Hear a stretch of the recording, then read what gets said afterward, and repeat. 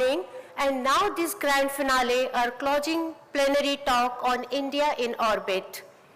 Over the past 3 days, ASTIC 2025 has taken us on an extraordinary journey through the frontiers of science, technology, and innovation. And as all great journeys do, this one too leads us upward towards the stars.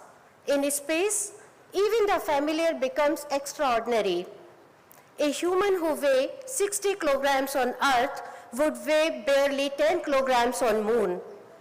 The International Space Station circles our planet every 90 minutes, traveling at nearly 28,000 kilometers per hour, fast enough to witness 16 sunrise and 16 sunset in a single day.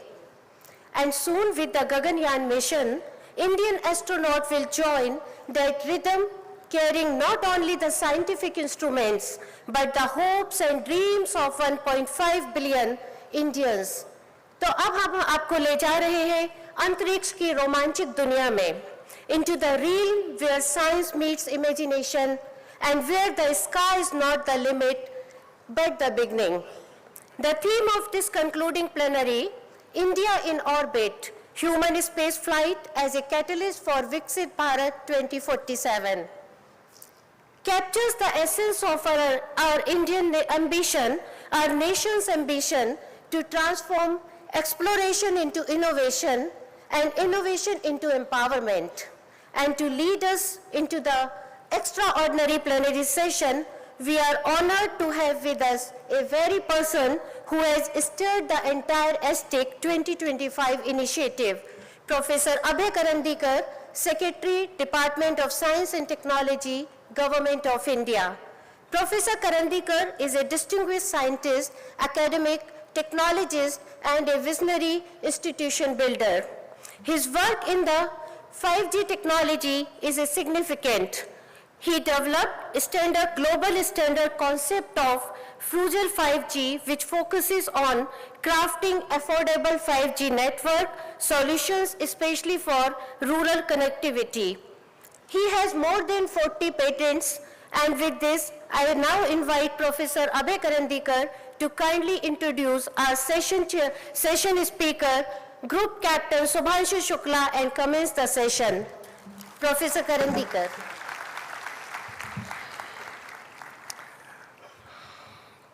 Thank you very much. I think, as he says, that Shubhanshu doesn't need any introduction, and I'm sure all of you are waiting for him to hear rather than for me to give a long introduction. But before being an astronaut, he's an experienced Indian Air Force pilot. And his journey into the aerospace began with his selection into the National Defense College straight out of his school. He was commissioned into the Indian Air Force in 2006. He has been a pilot on MiG-21. In 2009, he earned a commendation. 2020, he was selected by the Indian Space Research Organization as one of India's first astronaut trainee under the Gaganyaan program, and then he completed, as you know, quite a rigorous training for him to be eligible to be flying on this. In 2024, he flew to the International Space Station as a part of the Axiom Mission 4. And I'm sure he's going to share his exciting journey. So ladies and gentlemen, please join me in welcoming none other than Shubhanshu Shukla.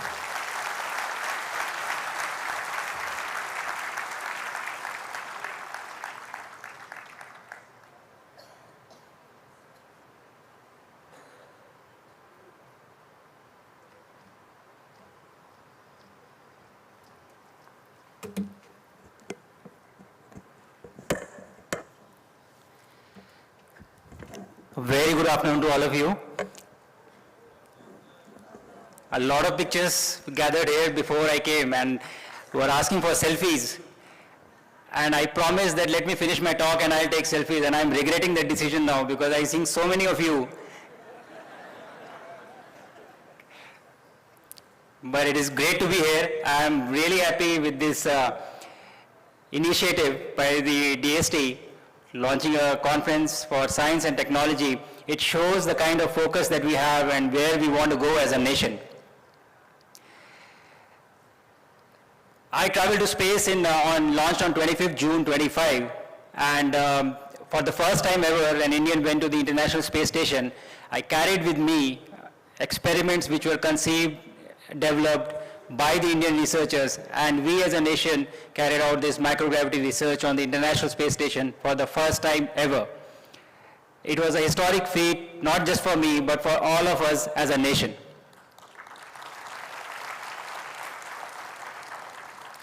So my aim in next 1 hour or so would be to take you through this journey along with me and share what I have experienced as much as I can, as realistically as I can, so that you get to live this with me and understand, why human spaceflight, by pursuing human spaceflight is so important for us as a country. Why is it so difficult? What's so big deal about human spaceflight missions?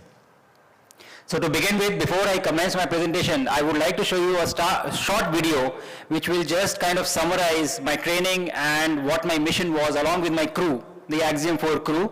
And once we have seen that, I will commence with my presentation and take you on this journey. So can we have the video, please?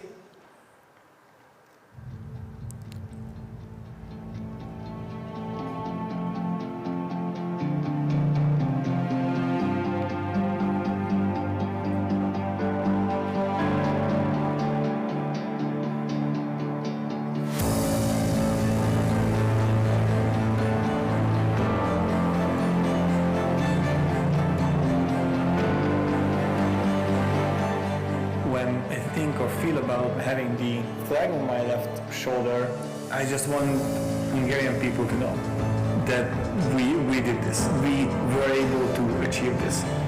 And it completely doesn't matter for me who is in the suit. I am proud, but I just want them to be proud as well. 7, 6, 5, 4, 3, 2, 1, and lift off. Three nations, a new chapter in space takes flight. Godspeed and export.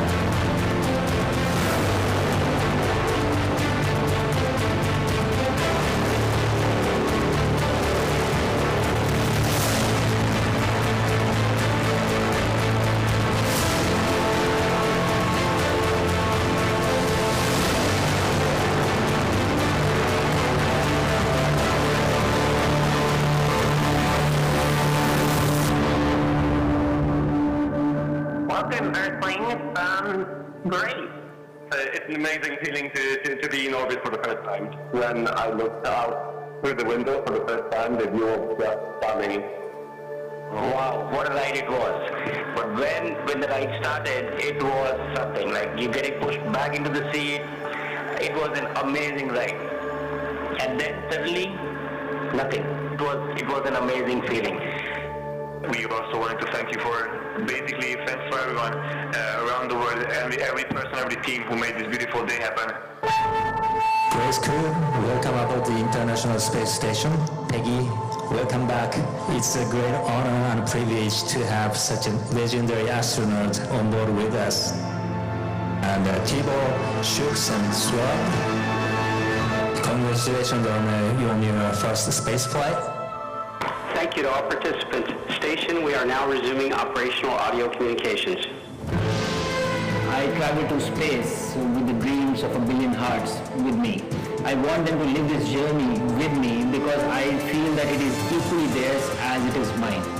Because I feel that this is truly the journey of an entire nation. And look where we can go when we work together on common platform, common science, then sky is no longer the limit. We can explore space, we can explore science, we can explore technology and build new solutions for the future. The X4 crew came here with a purpose and a really busy agenda.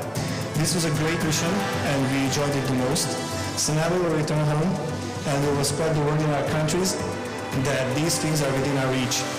These things are possible even for smaller countries like ours. It's always great to work with a bunch of professionals, which you are, but it's even more special to work with folks that have become our friends even more deeply. Thank you. Thank you to the Axiom 4 crew.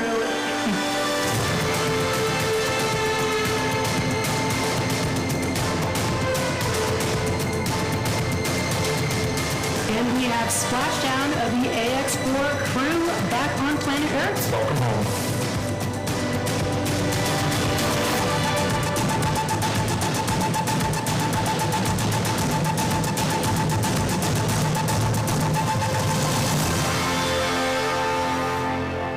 I think it's really important to have these examples of people to show the new young generation that actually there are no boundaries. Your dreams, your careers, and your lives have no limits. This is what you dream of, then you can pursue.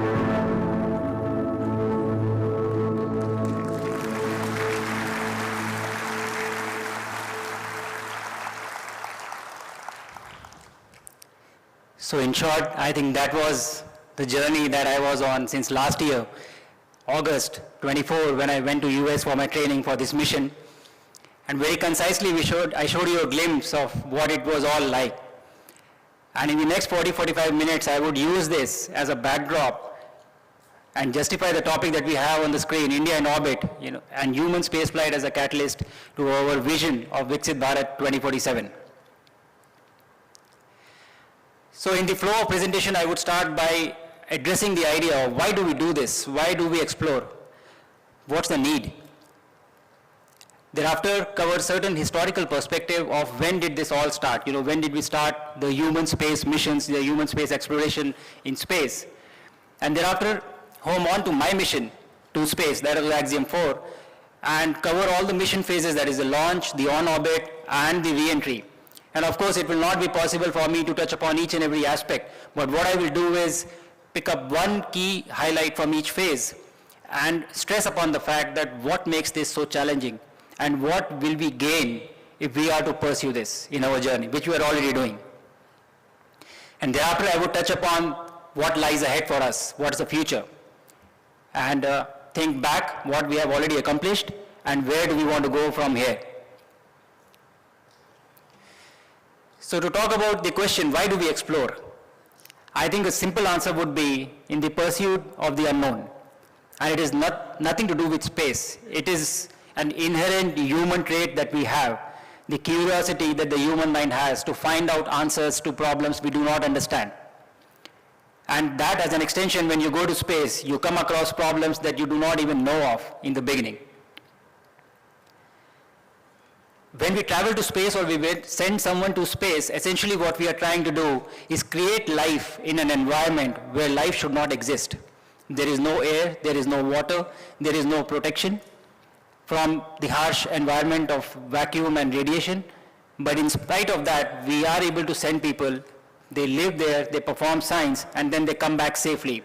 That is the power of human ingenuity and the human mind, what it can achieve. Also, traveling to space gives you a very unique perspective.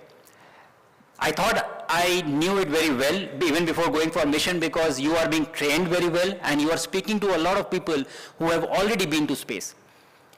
But I can tell you very honestly, it doesn't prepare you for what is to come. The experience of being in space is very different from learning about it on ground. The perspective that you get when you travel to space, we cannot imagine that, because that is something that we haven't seen before, and our imagination is limited to something that is based on our experience in the past, in whatever way. So that is what the difference is. The actual experience is actually very different and gives you a very different perspective. This is what I am trying to highlight in this slide. The training, I felt really prepared before going for a mission, very confident that, I think I know what is going to happen. And the minute the ignition happened from the rocket, the Falcon 9 rocket, I think all the notion that I had of what I knew just went out of the window from there. From that point of time, till the time recovery happened, I think it was an entirely new experience for me, end to end. It was similar to what I had learned, what I had trained, but it was different. It was not the same. Space also provides us a very unique environment for conducting science. In absence of gravity, there is no convection, there is no sedimentation, fluids behave differently, metals fuse differently, biological processes become faster. So this environment is very unique to conducting science, and it gives us some unique advantages which we can exploit and find research which benefits us on ground as well. And then there is this so-called overview effect. And this is very interesting because I really don't understand what this effect is, because whoever you speak to, every astronaut that has traveled to space, they talk about this effect, but you do not understand of what they feel. I will try to convey what I felt when I traveled out of this planet. And the overview effect is essentially when you look at your home from the outside, and you get a very strong feeling of the oneness of this planet, of this being your home. And I give this analogy, like when we are small kids, we go to school, our home is our identity, our parents are our identity.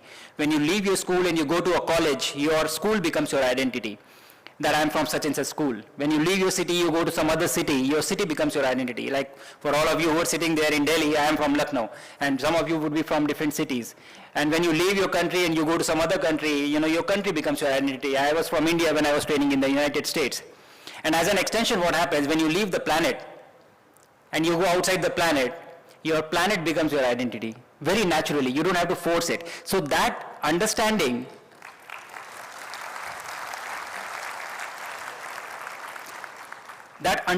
of the earth being our home, it is very strong. And I feel that is what overview effect is for me, and maybe people carry it very differently.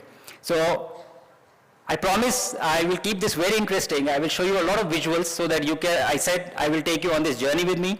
So I would show you of how Earth looks from space, just a small video, and I will keep showing you clippings so that you get to live this as I lived when I went to space.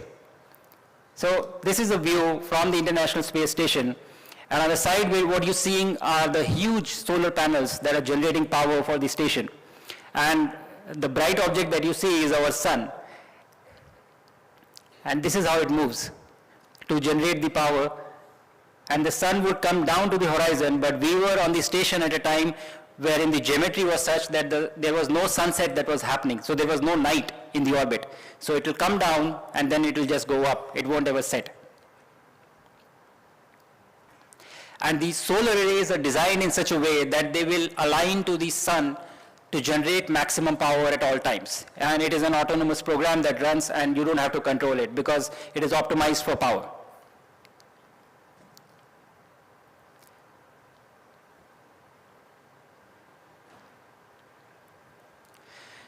The other two important factors which stood out very strongly for me was the collaboration that it takes to execute such a mission. People sitting all over the world come together. We went to Japan for training, we went to Germany for training, we were training in US in different cities, we were working with ISRO in India. All these people have to come together to make a single mission happen. That is the sheer collaboration it takes. And I understood the power it has. When we come together, we have the capability or capacity to do monumental things which individually may not be possible for us. So I really understood what great power collaboration brings. And the last one is the representation, and this is an after effect of the mission. This was not a learning during the mission. This learning came to me when I visited Lucknow when I came back. And so when you travel to space, you cross the common line, you're given a number that you are so-and-so traveler to space. So I am number 634 human to cross the boundary of Earth and space. Now when you are number 634 on any list, it's not something significant, right? It is not number 1 or 2. So I was feeling that why is this such an excitement in India? Why are people excited? You know, what is such a big deal? Everybody's traveling to space so many times.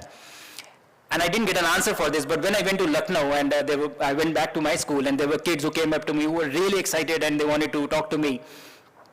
And two of them, and they came and told me that, so we didn't know that ISS exists. We came to know ISS is there because you went up.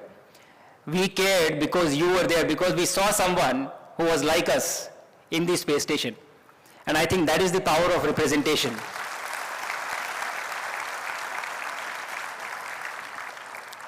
So I would urge all of you to do great things in your own field. You know, one reason is, of course, you are doing great things, but when you do great things, you also give hope to a lot of people behind who see you and who believe that if they can do it, we can also do it.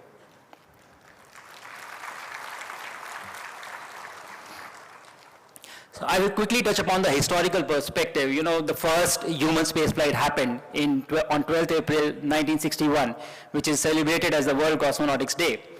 And the first capsules, the Russian capsules, had ejection seats, not the parachutes and how we were recovered.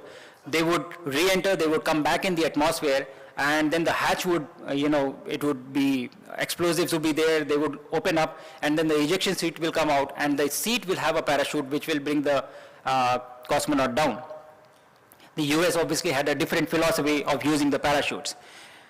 But over a period of time, we have had several accidents and disasters in human spaceflight. Biggest one I have mentioned, Apollo 1 Challenger Columbia, in which we lost a lot of astronauts, and we learned some really hard lessons.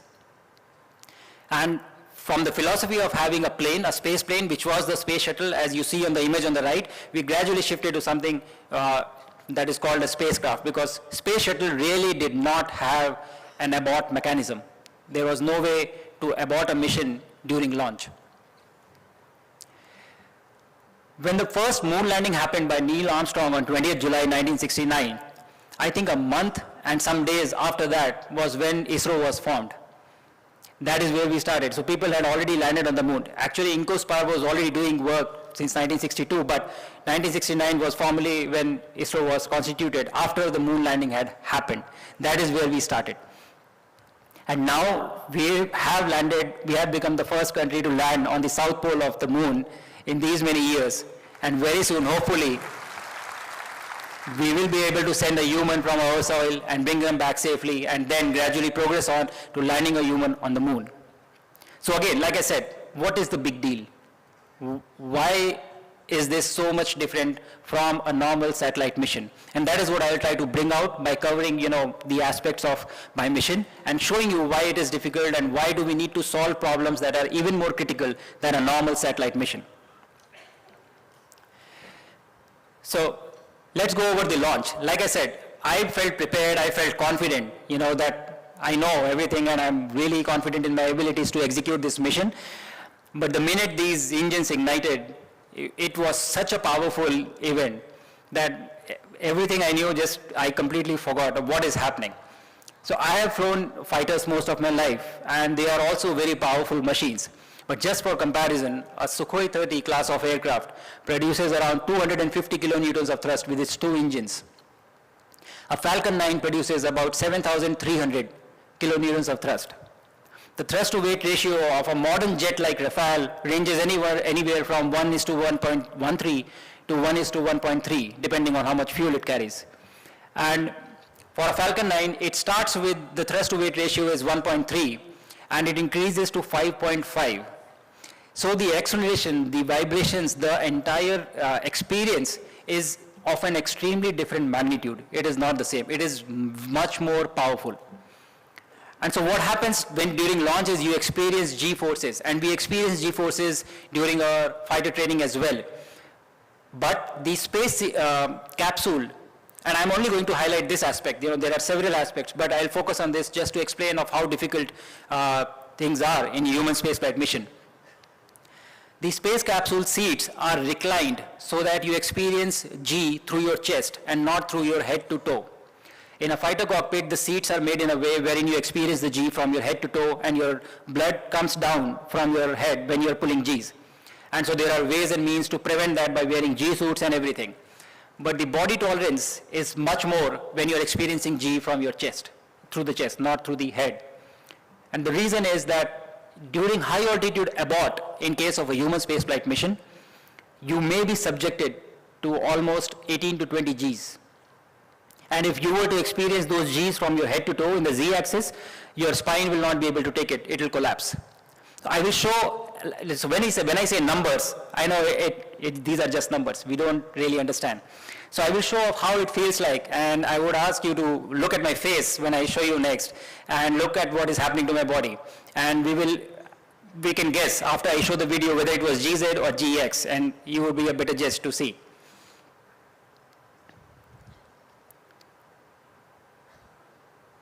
So in this video, you would see my mouth opening in certain intervals after some time. That is me trying to breathe. This is how you experience a GX. And my face will get pushed, and this is going up to 8 Gs.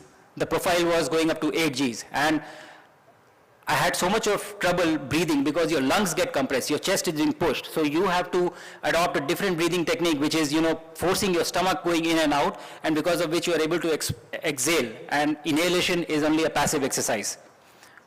And this was only 8 G for 30 seconds. And in a high altitude abort, you would be going somewhere up to 18 to 20 Gs.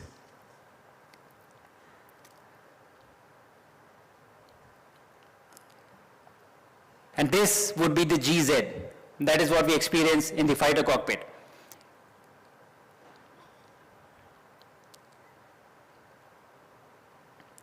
In this, the force is on a different axis. You would see my shoulders coming down, and I would start to pull the Gs. Yeah, my body is coming down. And now, the entire challenge in this case is to just be awake.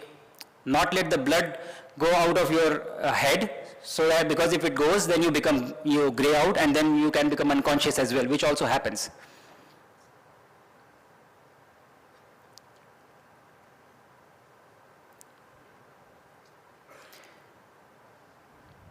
So if I was to ask you, which one of these did you feel was more difficult on the body? The second one, right? The second one was 7 Gs, and the first one was 8 G. So just looking at the video, it gives you an idea of how much is the difference and why the technology has evolved to position the seats in those specific way for the body to able to use, so that it can absorb Gs up to 18 to 20 Gs. This, what is shown on the screen, if you see, is the trajectory of insertion for the Falcon 9 rocket. And the portion in green is the place where an abort is possible, or landing is possible in case there was an abort. And the portion is red is where the landing is not allowed in case there was an abort that has to be executed. And the reason being, this is North Atlantic Ocean, higher latitudes, the temperature of the water is very cold, the sea condition is very rough, so the recovery of the crew will be an extremely challenging task in case there was an abort to this place. So if something happens during this portion, the Crew Dragon capsule turns around and burns, so that either it lands short of it or it burns in the same direction so that it lands other side of the Atlantic and not in the between. The abort itself has to be divided into multiple phases to ensure the safety of the crew. The philosophy is that if there is a minor emergency or some small system failure, we will not abort. We will go to the orbit, live with the problem, and thereafter we'll see, because abort is not a solution. It is another problem in itself. That is how complex it is. Recovery of the crew, location, everything becomes a huge challenge.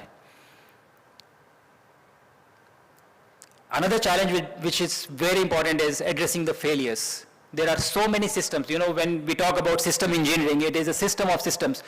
And any system failing should not result in your mission failure. I know, in priority-wise, it is crew safety, then mission safety, and everything else comes down the chain. But the individual system should not result in a failure of the mission or affect the crew safety.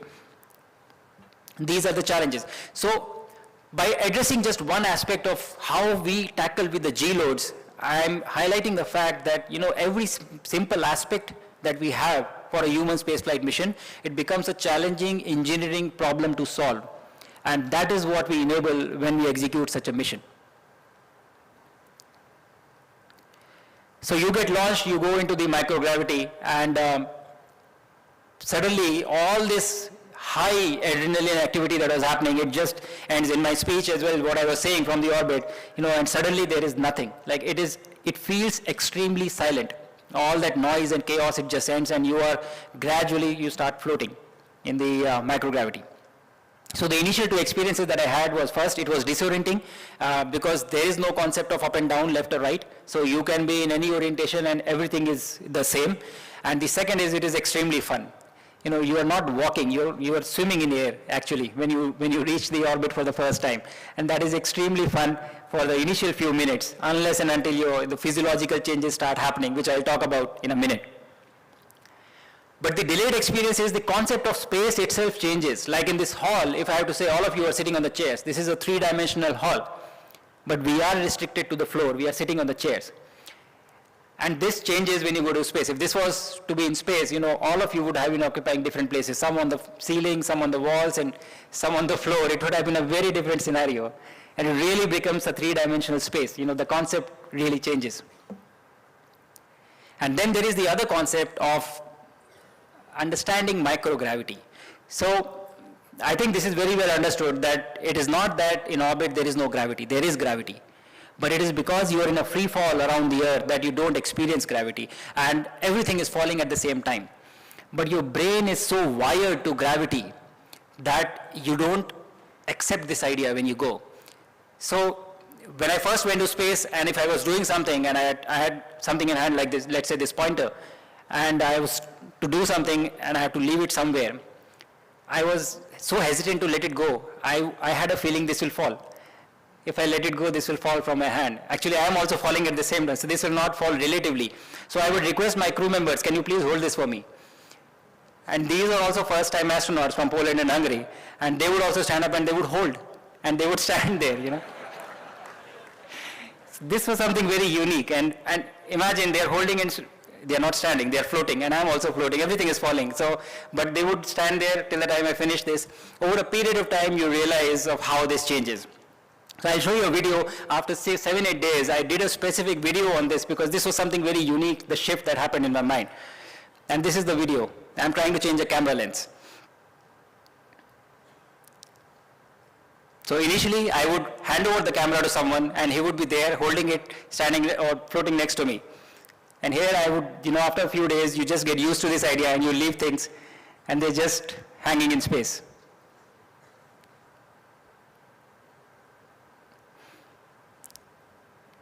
So this is how your brain gets used to this concept, unique concept of how macrogravity affects or what's the unique situation.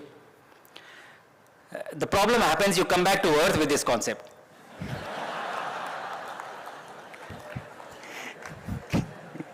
And I remember the first evening I came back, I was sitting on the bed and I was writing some mails, and instinctively, I closed my laptop, I took it to the side and I left it. And immediately, almost instantaneously, I realized that it's such a grave mistake. Fortunately, it was an ISRO-issued laptop, so it was not a big issue. But the important aspect what I want to highlight is that your brain is really powerful. It is a very strong tool. It can make you believe things which actually don't exist. Just by being in that environment for a longer period of time, your entire wiring changes, and you come back with a different set of notions.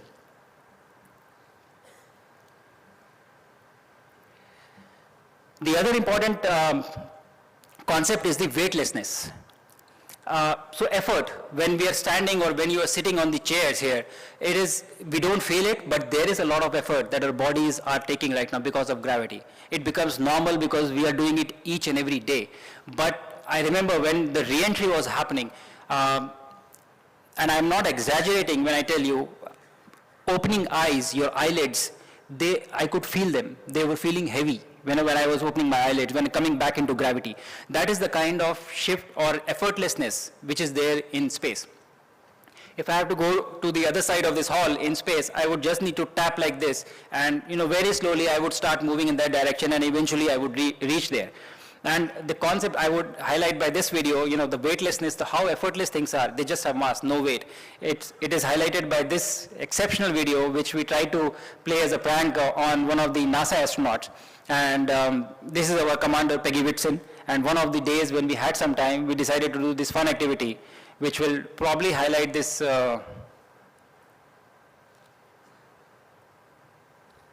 concept of weightlessness. So this is a huge bag. It's called a 10.0 CTB, which can take a lot of equipment inside and use for transferring bigger cargoes or bigger equipment to the station. And see how effortlessly she is able to move this. And I will leave it to your imagination what is inside this bag. This is quite a heavy bag.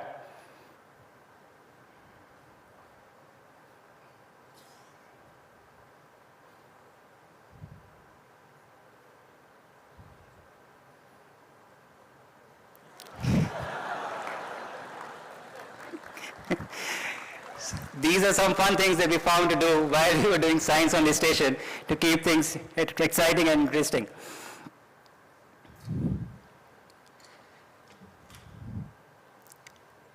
So other than the concept or notion of how space changes things for you in terms of understanding and getting the idea, there are a lot of physiological changes that your body goes through when you go to space for the first time. A lot of fluid shift happens from your legs. So all the fluid, because there is no gravity, it shifts to your head. And this photograph actually shows that, on the left is a photograph before going to space, and on the right was the photograph, I think, on the second day when I was having the interaction with the Honorable Prime Minister. And you can see the difference in the size of my head in both the photographs. My head is swollen. It actually becomes bigger when you go to space, and not just because you're an astronaut and you've gone to space. Actually, it is because fluid shift happens and you are going to space. There is a lot of brain fog. You become slow, even doing for normal things. And this is not under your control. Doing activities that you are familiar with, which you know, even doing that, it becomes slow. You take more time in doing the same activities.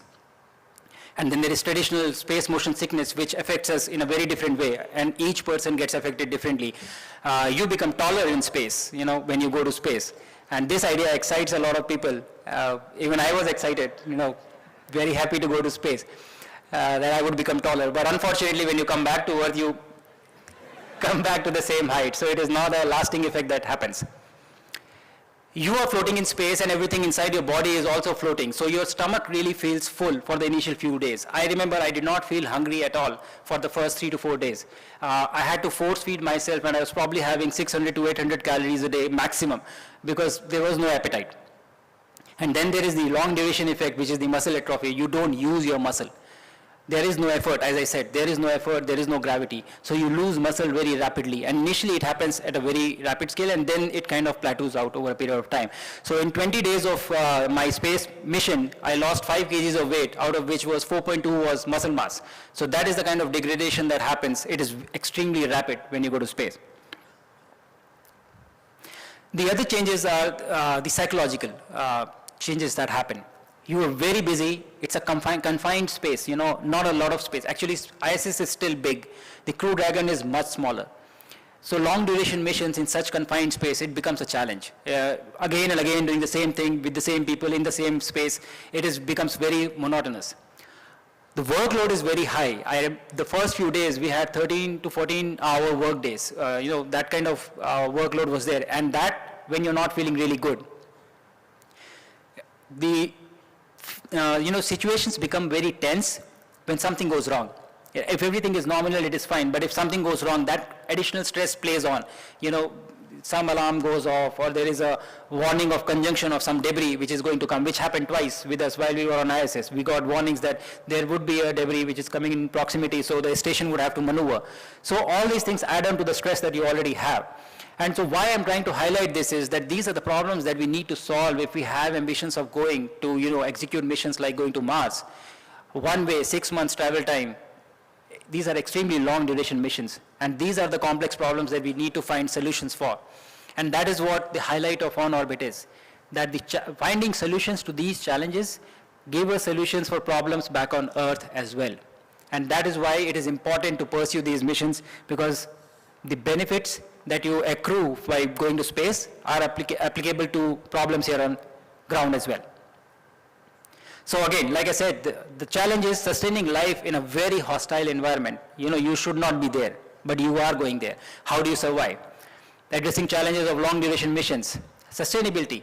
There is no additional resource coming every day. So when it is in its full working capacity, ISS is able to reclaim 98% of its water. And that is the level of sustainability that is available. The air is being circulated. It is the same air that you are breathing. So all these things, you come up with solutions which are, again, applicable back here on Earth as well. The challenges are not known when you go to space. So you come up with unique solutions to these problems, which is also very interesting. And so that is why when we are at the cusp of executing our own human space missions, the point I want to highlight is when we do this, we will find so many unique solutions from different corners, different fields, that would be extremely helpful for us, for our problems here back on Earth. So when we went to space, I did show you some videos which were really fun, but we also had another objective, which was to conduct science in space, as I mentioned before. And our researchers came up with a lot of different experiments to enable that. But what does it give us is a unique environment, the space, the environment of microgravity. And how and what all fields are affected by it are, the clinical and biological studies, if you want to divide it and fragment them, physical sciences, environmental and agriculture, earth and climate sciences, and then technological spin-offs. So as a philosophy, when we were deciding to conceive of experiments that we as a country want to do, our thought was that we will select the experiments which are going to enable us to execute our own human space missions or long duration flights in the future. So that was the philosophy with which we selected these experiments. So I would go over them quickly because, we can talk about them a lot. But the first one that I did was myogenesis, which I really liked. This was one of my favorite ones to execute. All were exceptional, but I really liked doing this one. And essentially what I mentioned, we have a lot of muscle atrophy when we go to space. So the researchers were trying to find supplements that can prevent this, or that can accelerate your injury repair. That was the two different supplements were tried, and that was what was being studied. So you can see this was a very involved experiment, and the image on the extreme right that you see is I am inside the glove box because this experiment needed a certain level of containment because it had hazardous chemicals involved. So I'm on the wall on the side, and I'm doing this experiment inside this glove box, and I had to be in this position for about 3 to 4 hours at a stretch. So once your hands go inside the glove box, now you are there, you are stuck, so you cannot move. So you have to be in this position performing this experiment for 3 to 4 hours. The experiment is simple on ground, but when you enable it in space, it becomes challenging. And there are certain small things which you don't understand when you are curating this experiment. So I had a practical experience while I was there in this first day. After about 2 hours or so, one of the NASA astronauts, she came up to me and she had brought a packet of water for me to have some water, because this is a long, 4 hours you are in the same position. And so I had a sip. And then as soon as she came to me, she said, "Oh, you're doing it for the first time." And I said, "Of course, I've come here for the first time, so I'm doing it for the first time." So she said, no. And then she went and she brought a small fan and she put it next to me. And then she told me that you are here in this position for 4 hours. There is no convection, it is artificial. And yes, there is a ventilation system in the International Space Station, but it caters to a moving astronaut. If you are stabilized at a particular place, you will have a cloud of carbon dioxide around your head in some time. And then eventually you will start breathing that carbon dioxide. So you will have a headache.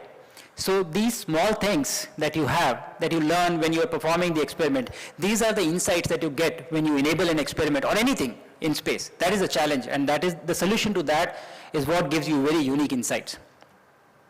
And the image on the left is actually showing the results, what we saw, that's the image of the microscope. It's not very clear, but I was extremely happy because we saw some positive results on this experiment, and even the team on ground was very happy.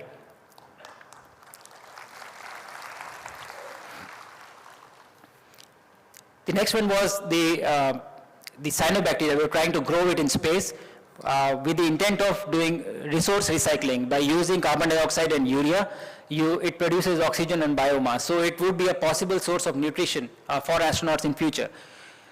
Sending anything to space is expensive. And so we are looking for caloric density, nutritional density that we have. As much nutrition we can pack in as little environment, and how easily can we grow this in space when we are there. It is also proven to show faster growth than plants. So again, this was extremely successful. The results in a few months' time will be published, and we will all have access to it. I am not at liberty to disclose whatever the initial findings are, but let us wait for a few more months and we will have the results out.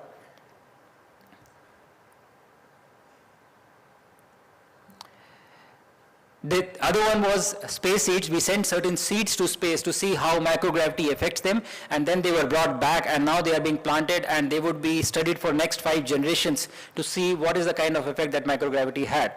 And this was an experiment in collaboration with ISRO and European Space Agency. So there was a requirement to do a video on this particular crop seeds and just pose in front of the camera. As you can see, it is extremely difficult to stand still in space. The other one that was very involved was microalgae, and I was speaking to someone, one of the scientists who was talking about their research in algae. They are known to thrive in harsh conditions, and they are also a very sustainable food source. Again, looking at solving food security problems, not just in space. If it is viable, we can use it for potential application on Earth as well. They grow throughout the year as well. So this was the experiment. 3 different type of microalgae were carried to space, and they were grown under specific set of conditions. And again, here there was a practical learning experience. So every day morning, 6 o'clock, I had to deploy these. They were kept in a dark bag in the night, and I had to deploy them in a specific place with a specific set of lighting conditions that I had to set up the first day.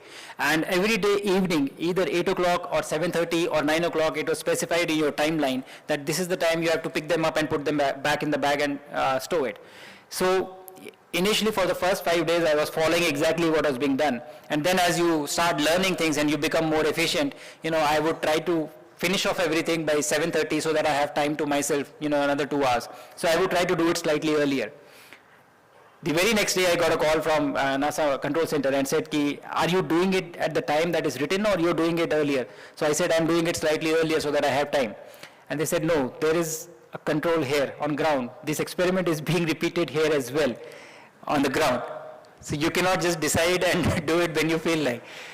So I said, yeah, that was a good starting point to tell me, that this is happening. So again, these small things, the big picture word. So what happened in this particular thing was that for every experiment, you have a big picture word of what the setup is like. And that was not there. So this got missed. Again, enabling the experiment is a bigger challenge than doing the experiment itself, I felt, after my mission. And the other thing, in this particular experiment, after about 13 days, I was supposed to extract a sample from these pouches and through a syringe and freeze them for bringing back to Earth. Now on Earth, if there is an air bubble inside a syringe, you would just squeeze it and the air bubble would go out. Invert it, the air bubble would rise to the top. But in space, it doesn't happen. There is no convection, there is no light or heavier thing. So if the bubble is there, the only thing that works is that you have to become a centrifuge yourself. So these were 3 different varieties, 4 packets for each variety, so total 12. And I had to take 3 samples from each packet, so 36. And for each sample, I had to do at least 4 to 5 turns of centrifuging. So those many rounds I had to take this day to pull out with the sample without the air. That is the learning. So the video that I have, I could not find to put it here, but you'll find me spinning, all the day about for 3 hours to just extract these samples and putting them in small boxes so that they can be frozen. Again, unique environment of space, unique solutions. And then there were the seeds that we took, green gram and methi. Again, there are a lot of crops and a lot of seeds that have been studied in space, but when we went from our country, from India, we took the knowledge that we have. Methi is known to be a very nutritionally dense sprout, and also it has, it boosts your immune function and also helps in maintaining your bone health, which is known to be detrimentally affected by space. And if you look in this video, I am injecting water into these sprouts. This was not a very complex experiment, but again, it had to be contained. The water had to be contained, so it was prepared in that way, just using an injection. But the thing is that these were all placed on the wall. So you don't need a flat surface or you don't need any workstation to do your experiments. You can choose your surface. You can do it on the ceiling, you can do it on the wall, you can do it on the floor, wherever it is. That is what the learning or the understanding of how you utilize space when you get there. The other one was we wanted to study the tardigrades. These are known to be extremophiles and can survive the conditions as they are mentioned, on the screen. Extreme environments are very well survived by these creatures. And so they were made dormant and we carried them. And the philosophy of the experiment was that I would carry a set and then one would be kept at ISC in Bangalore and we would revive them on the same day and thereafter check how many of them are alive after reviving after a certain period of time. And the last one was a technical experiment which we did. We wanted to study the cognitive load on a human and what are the effects of microgravity for interacting with screens. Because gradually the entire ecosystem of a space station is shifting to screens, a digital platform, as you would say. So these were under specific set of conditions. There were certain pointing tasks that we had to do using the stylus and the finger, and the results were correlated. And of course, they will take some more, data sets to finally say of how useful these experiments are. But this was a step in the same direction for designing our own screens when we eventually make our space station. And then there were 3 foreign experiments which I was a part of. One was a brain-machine interface, one was audiometer evaluation, and then there was astro-mental health. So the one that you see here was the brain-machine interface, which was conducted for the first time ever in space. And this was very interesting because the experiment involved you performing math calculations. And so that is supposed to use one part of your brain, one hemisphere of your brain. And then when you've given the answer, it will give you certain time to relax, just calm down. And I remember the first time I was doing this practice on ground before going to space. They give you a practice session first before you do the experiment. So in the practice sessions, it was like, 12 into 12 or 10 into 14, these kind of questions, which is okay. So you are relaxed here as well, you are relaxed there as well. And it's like, this is easy. And then when you start the test, you get 17 into 14. Or 27 into 36. So you are stressed out, either ways, like it is not going to work out. These are difficult problems to solve. But by focusing, the idea was by focusing, and if you deliberately calm yourself down, it was immediately reflected on the screen. They were measuring the blood flow in your hemisphere, and that is what was reflecting, which part of your brain is active, and accordingly they were displaying it. So this was one of the experiments we conducted. And the other 2 were audiometer evaluation and the astro-mental health. Now, I've very quickly gone over the experiments that we did, but the point I want to highlight is through this slide. The experiment itself is, yes, one thing, we have got the data out of it, but the ecosystem of enabling that experiment in space was the biggest learning I feel. It's a huge process, it is not simple, and the entire end-to-end cycle to learn and to be able to execute from ground to space and bring back the data, I think that was the biggest learning. And this is the entire time cycle that you can see on the screen, that how much time it takes and how advanced you have to prepare for it when you send something to space. And that was our biggest learning, and that is what we have to execute for ourselves. So again, the lessons is that it gives you new perspectives, it provides you unique solutions. And enabling of experiments was a bigger learning lesson than the experiment themselves. And then you have to have a skill set development of whoever is traveling to space, microbiology skills, understanding fluid mechanics, metallurgy, whatever experiment you are enabling, you have to create the person, develop them before they go to space to perform these experiments. And the last part of the mission was the re-entry, plasma, again, extremely dynamic. We were very excited to look at the fire, when it will cover the entire capsule. And we saw that when you start entering the plasma region, it becomes orange, blue, all shades of purple, orange, red you see. And that is the zone wherein there is no communication as well, because the radios are not able to penetrate. And then the G-loads start building up again, coming back. And I've already mentioned, coming back, the G-loads feel much heavier because you have been in an environment of effortless, nothing, no G. And so these feel much more heavy as compared to when you go up. And currently there are 2 capsules in the world, 2 different types. One lands on water and one lands on land, which is Soyuz. And the technology for both are very different. Our Gaganyaan mission is being designed to splash down in the water. And so we are developing it in a way. There are other challenges, when you land on water, and we are finding ways to solve that. Post splashdown again, a huge activity. We had to practice how do you jump out. The issue is that when you come back from space, you don't have the strength. Your body has forgotten to walk. Even doing simple movements become difficult. So if your capsule is sinking, the effort that it will take on the part of the astronauts to escape and jump out and throw the life raft out, it is going to be humongous. It is not easy. And that kind of understanding and training is required, when you are training for such human space missions. Oh, So adaptation to gravity, when I said, this is me 1.5 hours after splashdown, and I'm trying to walk. And I was not feeling really bad. I was feeling quite okay as compared to my fellow crewmates. I was in a much better situation, I felt. But this is what my situation was when I'm just trying to walk. This is 1.5 to 2 hours just after my mission, after my splashdown.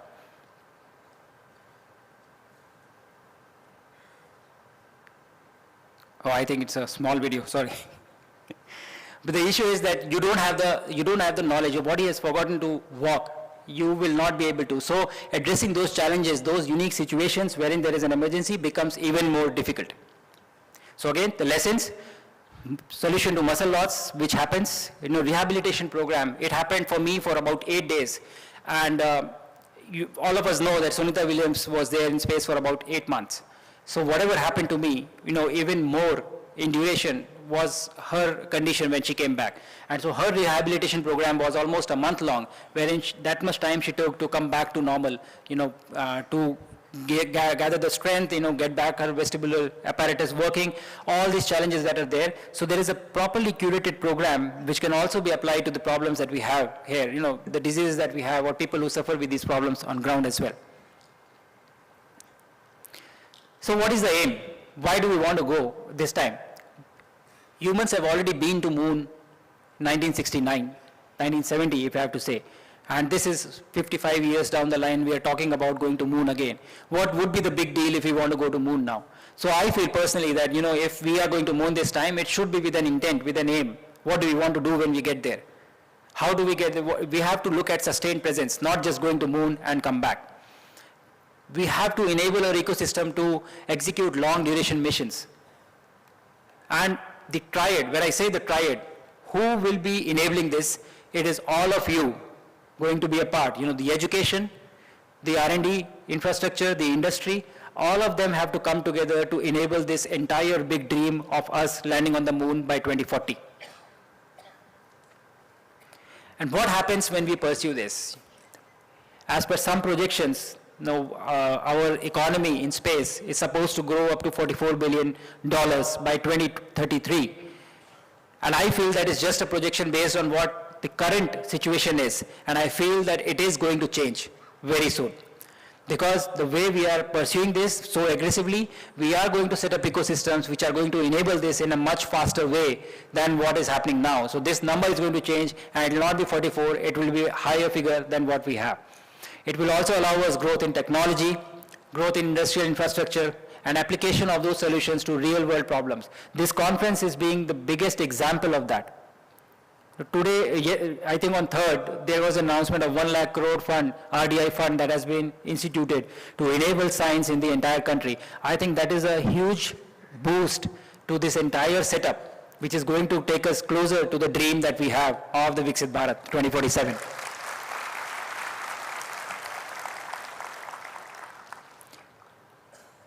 And why do we go there? Sending someone to space, bringing them back, it's a technical mission. But is that our aim? Is the, achieving the technical objective of the mission, is that our aim? I feel it is not. I think when we send someone to space, we actually lift 1 million hairs on Earth. That is the power these human space missions have. When I was in space, I had the opportunity to speak to kids on 3 different occasions. And on each of these occasions, there was at least one kid who did not ask me, what do astronauts do in space? How do you sleep? How do you eat? These are very basic questions that I get a lot. But there was at least one kid who asked me, how do I become an astronaut? And I think that is ignition of this curiosity or the question in their minds is the biggest win of such missions. You have already got them thinking that we can be there, we can become this. And I think that is why there is a need to pursue this. And all of this feeds into our overarching theme of, Viksit Bharat 2047 when we talk about how do we get there. We can talk about it, but there is somebody who has to work to get us there.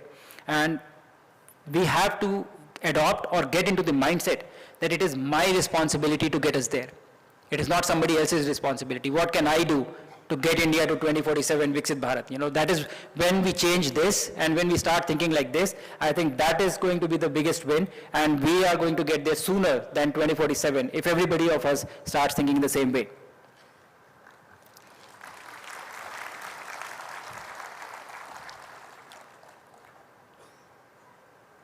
Okay, what I'll do is I'll skip this now, and before I part you, since I had this much of time, I have spoken about my mission and everything, but I have not spoken about one thing, that the office that I went to in space in 25th June 2025 has the best view. You know, you cannot get a better view than that office. So I would like to show you a small view from that office. And this is the view of India from space. And I don't think I have seen, I can see mobiles. Please look at the video also. Okay. Just try to capture it. It is the most beautiful sight that I have ever seen.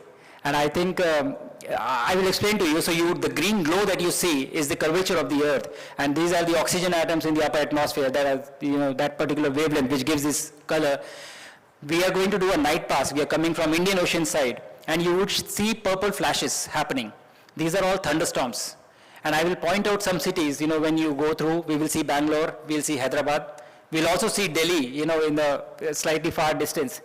And then suddenly a dark region will come, which will be the Himalayas. And then as we cross them, we will see an orbital sunrise. The most beautiful sight there is. So I will play this. Can we have the lights down, please? Just a bit.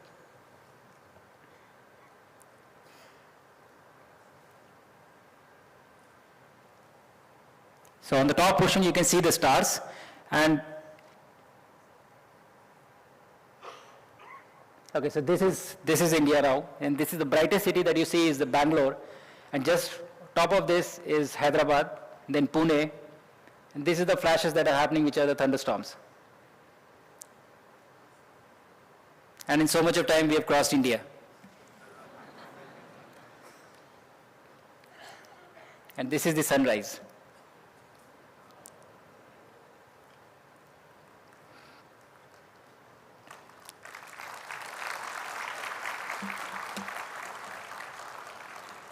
So with this, I would like to conclude my talk and say that, the beautiful sunrise that you see from orbit is also a sunrise for us as a nation. I truly believe that. And I would end.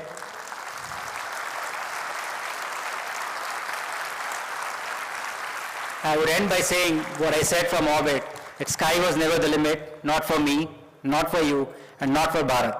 Jai Hind, Jai Bharat.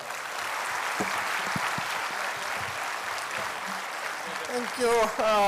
Thank you very much. I think we have a time for 2 quick questions. So let me see who's. Please raise your hands and then, yes, one there.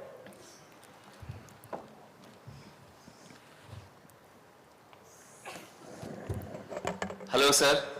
First of all, thank you so much. And we must say you are the pride of India. We are so much proud of you. Thank you so much. Thank you. Sir, I want to ask, like in USA, they have International Space Station Hawaii. Why can't India develop our own space station here, like having the same environment there? And before going for the mission, like you have undergone the training in the other countries, we can have the same facilities at our own nation so that we can be more self-reliant, Atmanirbhar Bharat. I think you are mentioning the analog facility that they have in Hawaii, right? Yes, sir. Yes, okay, I understand. So it is not that it is not happening. I think there is an institution called WBA, world's biggest analog, and very recently in Ahmedabad there was a display of an analog facility that was set up by a company within India, and they are already pursuing these missions. Analogs are the way to get where we want to go. So these are going to happen. There is no other way.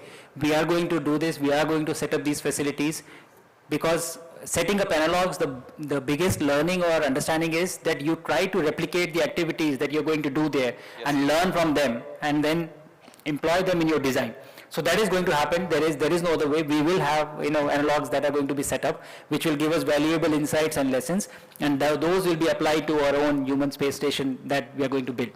Thank you so much, sir. Thank you. I think there is one question there. Can you just raise your hand so that your mic can come there? Yeah. Right up.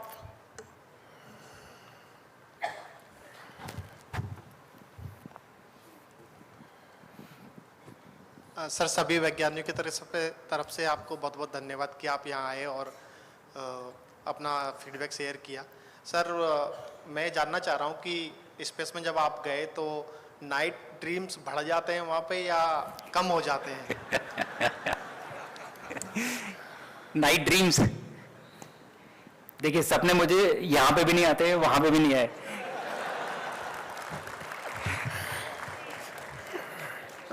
And one last question here, and I think please, we'll take one last question here.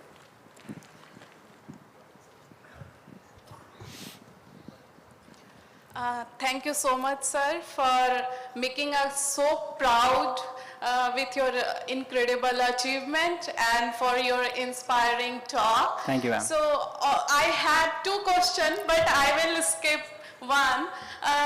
My first question is, what being me as a biomedical researcher, so what kind of entrepreneur opportunities you can see it could start from this space research collaboration between biomedical research and space research. So. And one more question, it's a personal question. Being a mother of 7-year-old kids, I would like to know a piece of advice. How can I motivate them to become and dream big and to become like you? And in your purview, what are the changes in education system in current scenario is required in India to have more Shuklas in coming futures? Thank you, ma'am. Thank you for the question. But I'll remind you, you said you have two questions, you'll ask one, you asked three.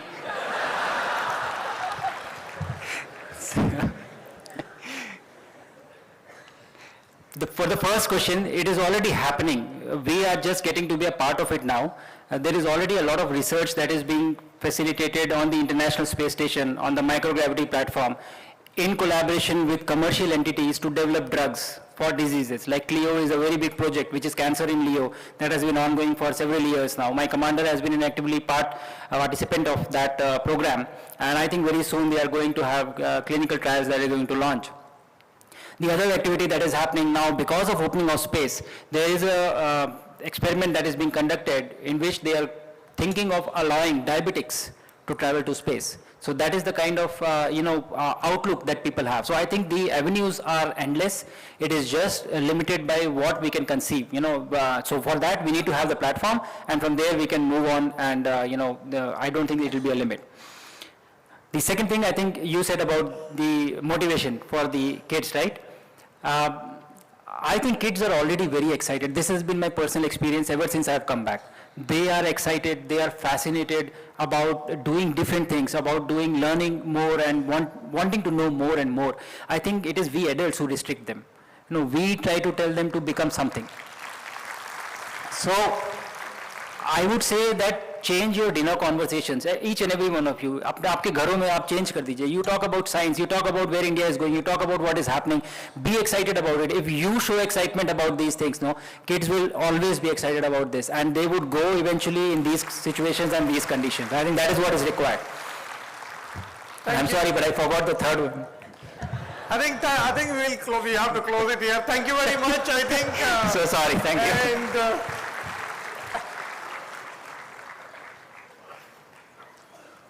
What should I say? It was amazing, excited, fascinating.